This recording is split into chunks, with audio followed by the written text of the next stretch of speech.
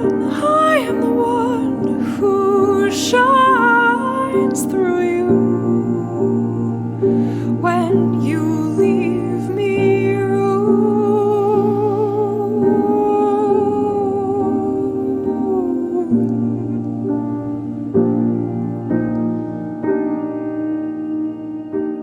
Pisces, magnanimity leading to love. Hello everyone, and welcome to this month's virtue.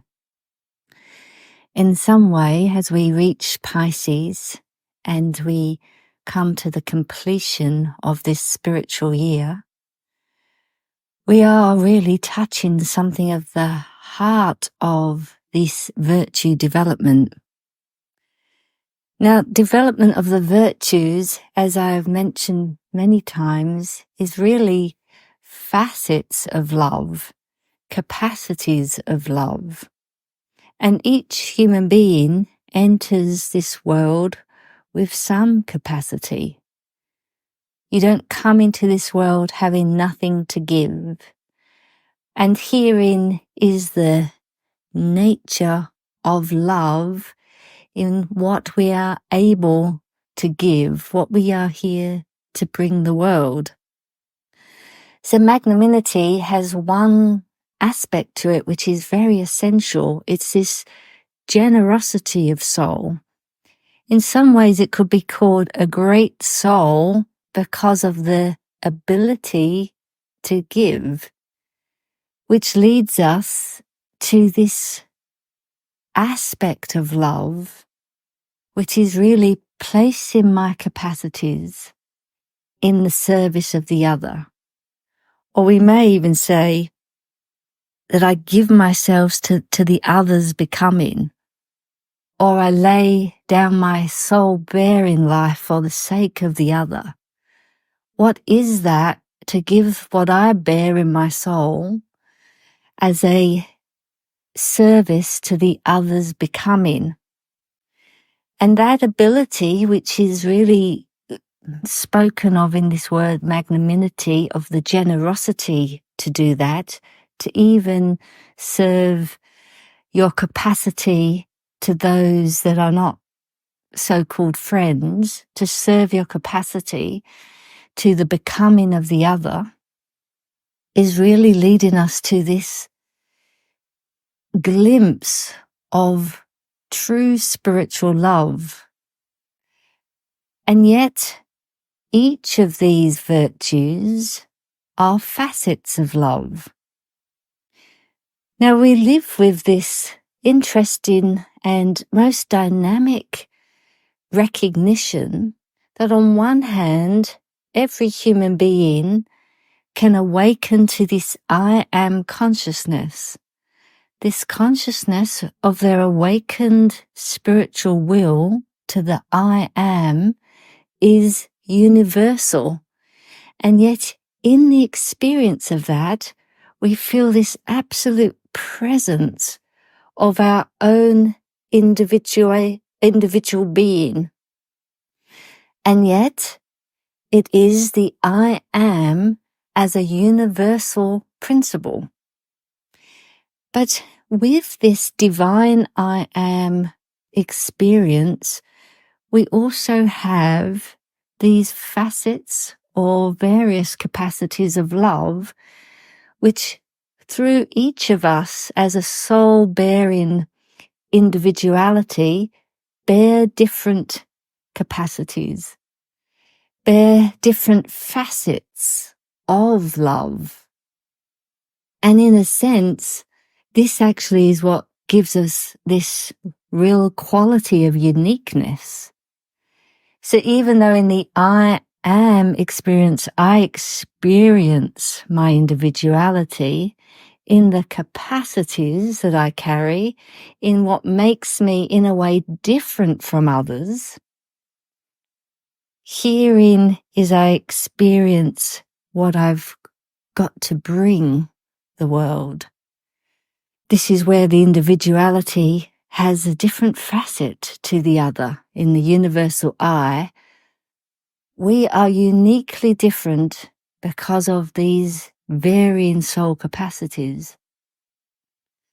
So we each come with something to give. And of course, we're also here with something to learn.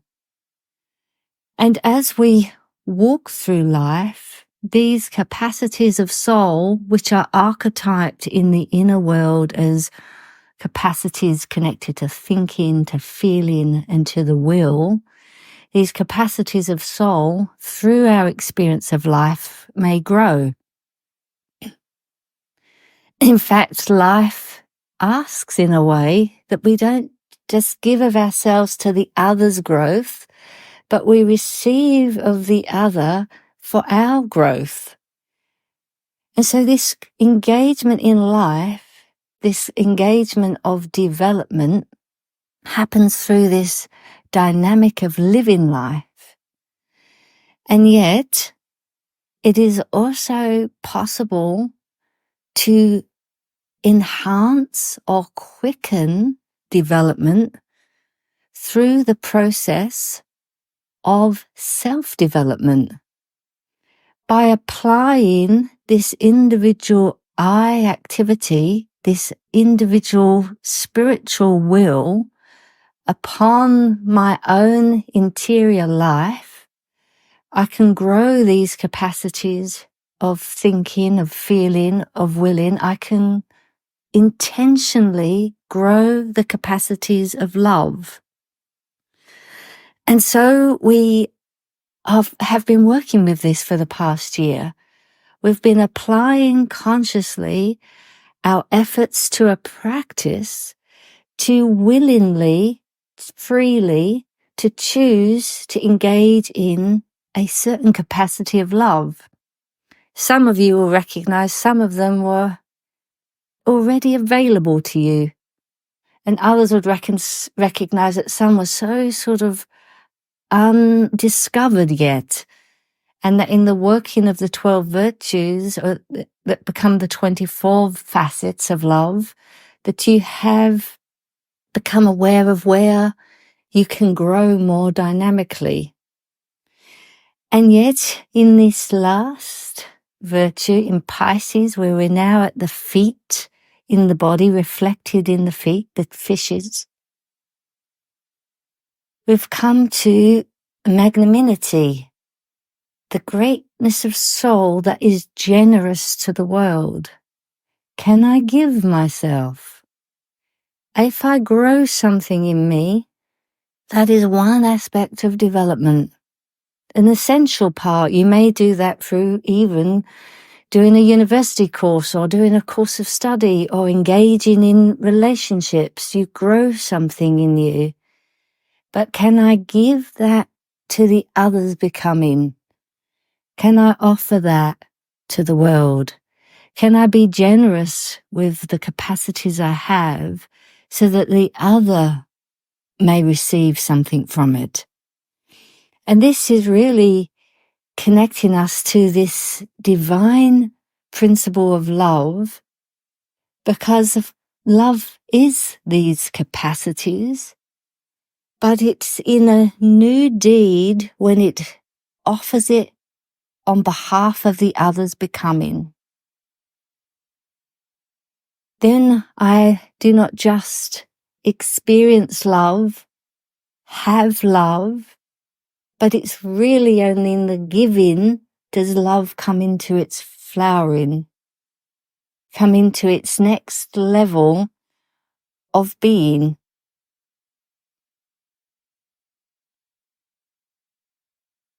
Now, we can hear in that something of this transformative picture that unfolds for us through the cycle of the spiritual year.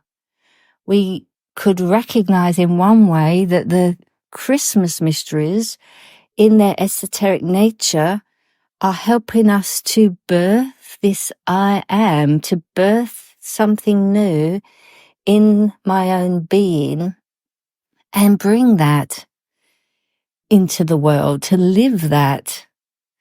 But then the Easter mysteries give us a different picture. They suggest also that there are forces in us that can go through a transformative process. So alongside our I am consciousness and the capacity of love that we are here to bring, to develop, to grow, and to give the world, to love the other, we also carry forces that are not love, that are not an I am consciousness, but rather a personal consciousness, a personal desire to gain from the other. Perhaps it is a kind of selfishness that even wants to hold the capacities to myself, to utilize the capacities I have for my own gain, to only give the capacity if I'm going to get something back. And so we are confronted on this journey of love, and really, truly, if we are on the path of love, we will begin to recognize all that is not love. And there are many forces in us, in the world around us, in the others we encounter, that are not love.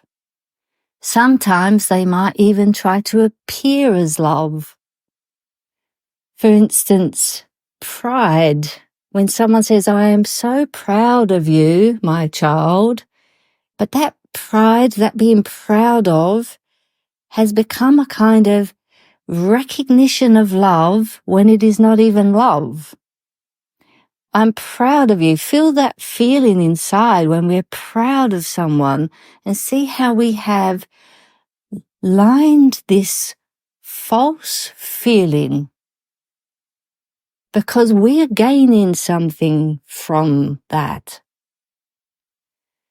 So Easter has this extraordinary next step. It's the harder mystery in one way, because it's not only the recognition of the births towards the future, but it also has this transformative nature of love. Love is capacities to give, facets of love that come through me individually that I can bring the world. And in the doing of that, in the living of that, we're also confronted with that which is not love.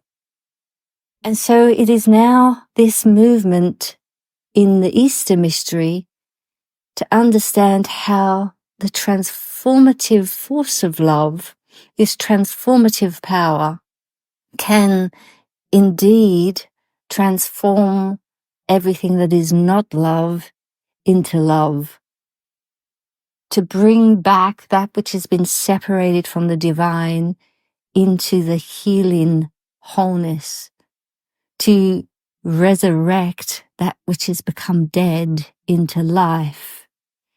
And this Easter mystery is where we carry these capacities of love into their next step, into their ability to bring transformation. Now, you would have already perceived this if you've been practicing the virtues for the year, that over the course of the practice, your capacities have grown a little more. And what you bear inwardly becomes a transformation when we are able to work with this very last step, where we are generous with our capacities to this nature of love, which is a transformative power in the life of the other, but also can transform in me that which is not love. You know, it's interesting how often these forces get disguised. And those of you that wish to join in this discovery and inner work of the transformative power of love, please join us for the Easter Mysteries. And there is a link below where you can follow how to register for that. And yet, this great work of developing love, of growing these capacities that we all have something of when we come into life, but we are able to, through our conscious self-development, through applying our eye to our inner soul life, we can build life of the soul. And as we continue in now to this last virtue, I'd like to enter into a practice to lead us towards the verse of Pisces. So the restfulness of soul here is the step on from the restfulness of soul that I brought last month with the divine ideal. If you can, and this isn't always available to everyone because they haven't built that interior experience of that, but if you can imagine a being of love, your divine ideal, if you can imagine yourself being in the presence of this being. It's one thing to contemplate your divine ideal, and the contemplation turns your inner world, and you know that you have it because it has an ability to move us inwardly. But here we're not just in the contemplation, but how can we be in the presence of this? In the Eastern traditions, this is sometimes coined as sitting at the feet of the Master. And we even see this in the biblical pictures with Mary Magdalene and her sister Martha. And Christ is visiting their home, and Mary's sitting at the feet of the Christ whilst Martha is rushing around, worried and anxious for all the work she needs to do.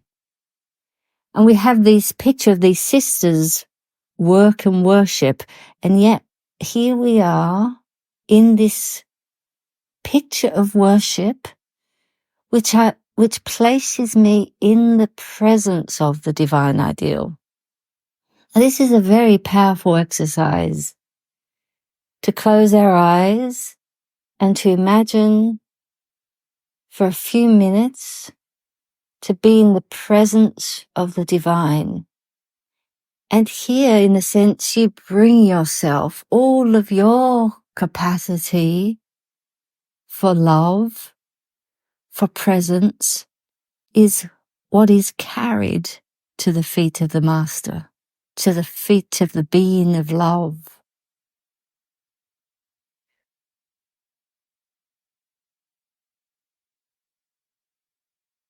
And if you can then take your time to build or hold that, and then come back to the formula, I am. Concentrating on the third eye, and then moving slowly to the back of the head, down the spine, to behind the heart.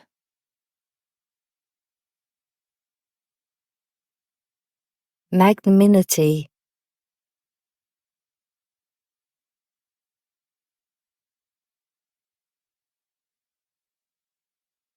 And for those of you that are following the verse, Pisces. In what is lost, may the loss find itself. In what is gained, may the gain lose itself. In what is comprehended, may comprehending seek itself, and sustain itself by sustaining. Through becoming, uplifted to existence. Through existing, interwoven with the becoming. May the loss be gain in itself.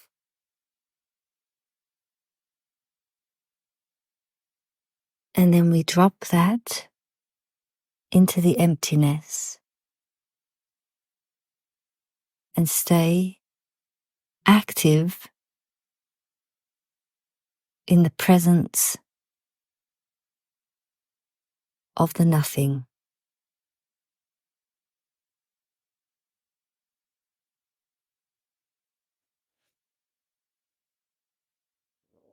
I am the one who shines through you.